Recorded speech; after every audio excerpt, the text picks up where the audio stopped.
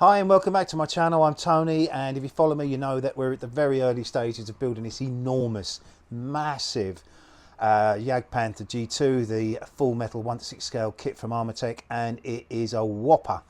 And if you followed me and you watched the last video, you recall that we got all of these axle arms assembled.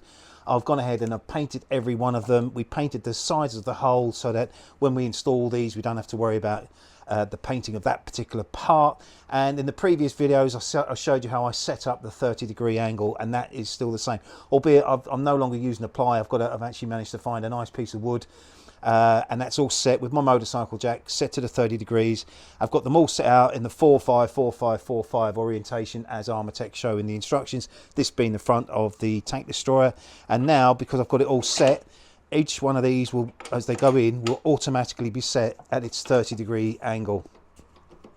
So now it's a matter of getting the torsion bars, getting them ground down so that it can lock into the opposite side. I'm going to do the whole of this side, then spin it around and then do the other side exactly the same way. And I'll probably film a couple of these in real time and then ask Ben to speed up the whole process. So I'll reposition the camera and we'll get cracking.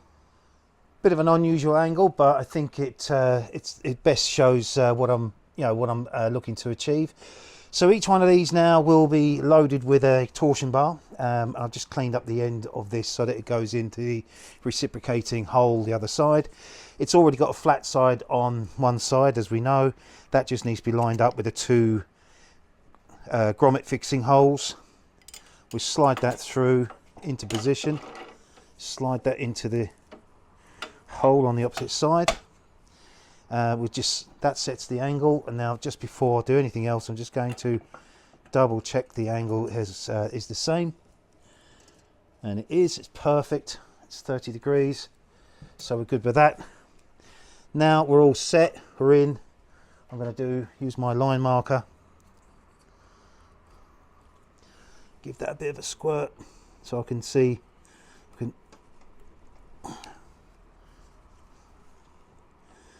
Why is that not working? There we go. There we go, it's marked. So I can take that out. I don't know if you can see there, it's got the green on it. So now that dictates to me that that's the side I need to flatten off. So I'll go and do that and I'll be back to camera. So that's the flattened edge done now. Be very careful of this because it's obviously hot when you do use your bench grinder. And as I said, if you don't have a bench grinder, then you can painstakingly do this by hand with a file. Now I'm just going to present that through the hole. Get that in where it should go.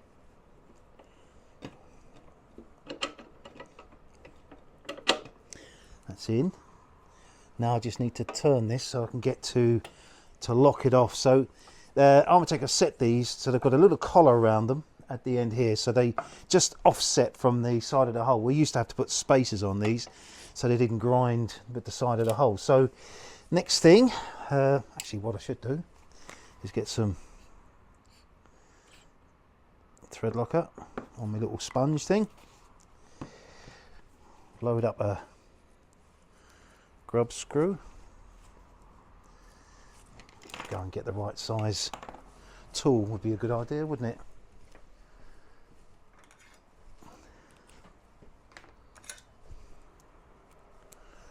There we go. Now I'll just lift that up.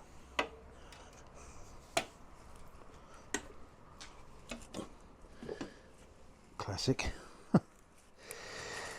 Right, go again. Warts and all. Again, trying to do this so I can demonstrate in the camera is a bit tricky. If you're building this, you won't be filming it, so it'll be a lot easier for you. So that just gets that in to start with. I'm going to get one in and just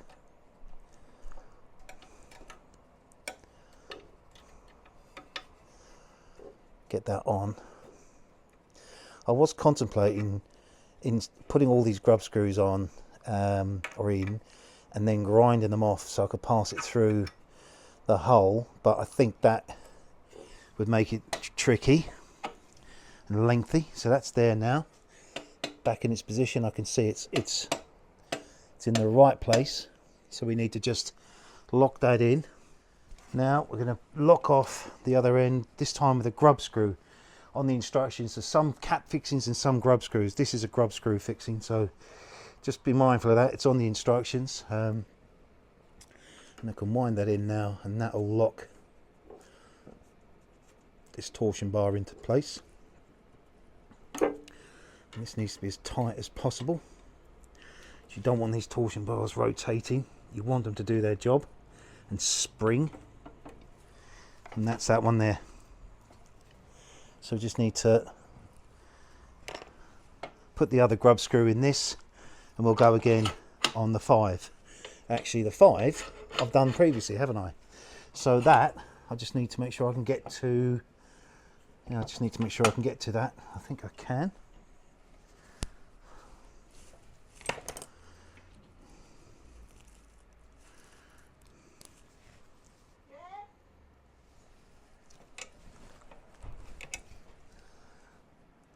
Just about get to that. Push that in.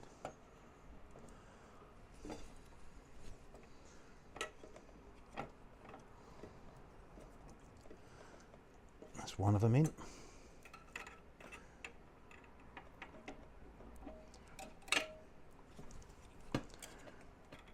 You want them in tight as possible. What you're looking for is that spring.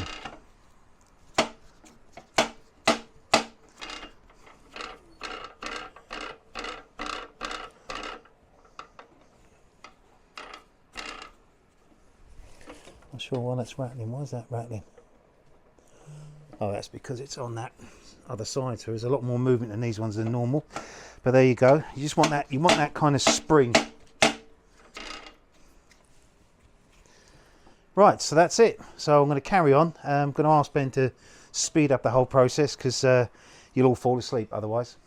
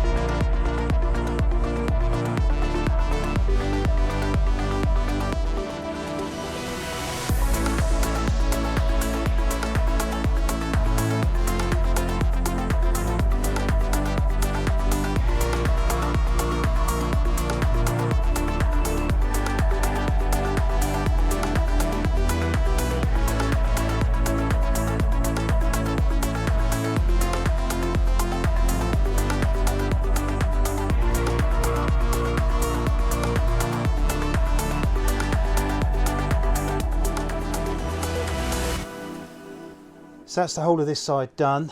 Now we just have to spin this around very carefully. Try not to knock anything as I spin it around. And bring my wood, my piece of wood back for setting them out. Now this time I'm just going to check with the sequence. 5 is also the first one on the back here, and 4 is going to be at the front. So 5 at the back, so that's fine. But this time the arms go the opposite direction. So on the other side of this, they all face forward. On this, they all face backwards. Quite clearly marked on the instructions, but again, it's one of those sort of things. If you weren't thinking, or you were just sort of plodding along, you may get that. You may end up putting them the wrong way around. But anyway, I'm going to ask Ben to speed it all up from here on.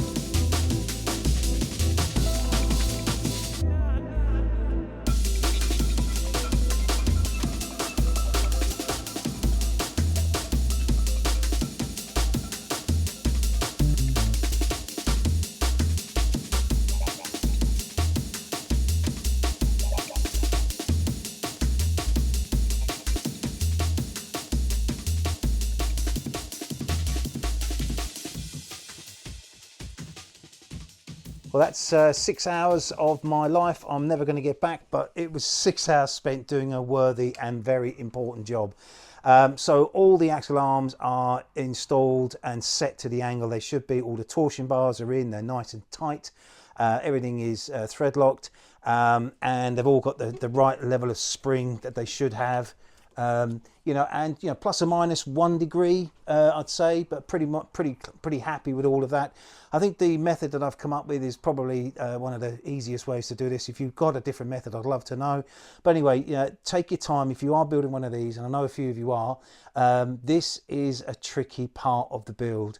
But if I've helped you in any way, that's great. And just take your time, be patient, and you will get through it. So the next job is, I'm not sure yet.